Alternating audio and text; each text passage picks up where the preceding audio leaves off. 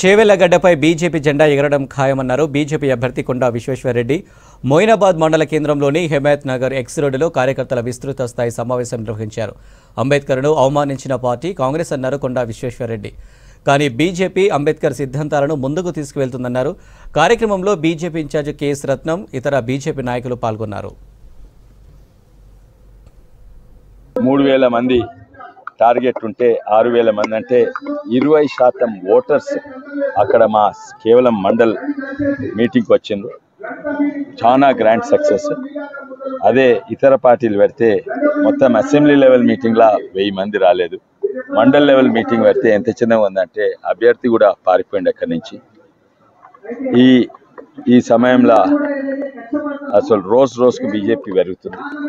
ప్రత్యేకంగా గ్రామీణ ప్రాంతంలో నిజంగానే పెరిగింది. ఎందుకంటే దీంతో నేను అనుకోవచ్చు ప్రజా ఆశీర్వాద యాత్ర గ్రాండ్ సక్సెస్. మేము టార్గెట్ 370 గ్రామాలు పెట్టినాము. అంటే నియర్ బై గ్రామాల కలెక్షన్ చేసుకొని అవి దాటినాము. అదే కాక దాదాపు 1600 కిలోమీటర్లు తిరిగినాము. ఎందుకంటే చుట్టూ తిరిగినాం గ్రామాలు కవర్ చేస్తాను. అంటే 1600 కిలోమీటర్లు అంటే ఇక్కడి నుంచి ఢిల్లీ వరకు, ఇక్కడి నుంచి పార్లమెంట్ వరకు అంతే ఉన్నది. లాస్ట్కు కందుకూరు మండలం ముగించాము. అది గ్రాండ్ సక్సెస్.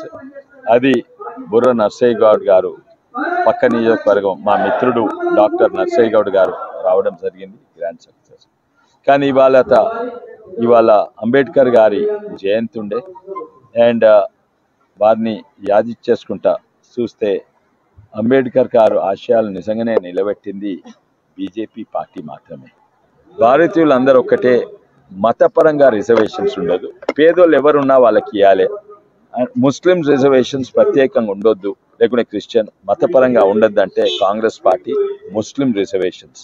అంబేద్కర్ గారు ముస్లిమ్స్ అయినా ఎవరి అపీస్మెంట్కు వ్యతిరేకం. పేదోళ్ళు ఎవరున్నా ఇవ్వాలి, వెనుకబడిన వాళ్ళు ఎవరున్నా ఆదుకోవాలని ప్రతి ఇష్యూస్లా ఆఖరికి యూసీసీ కూడా వ్యతిరేకంగా ఉండే, ఆఖరికి చిన్న రాష్ట్రాలకు కూడా వ్యతిరేకంగా ఉండే.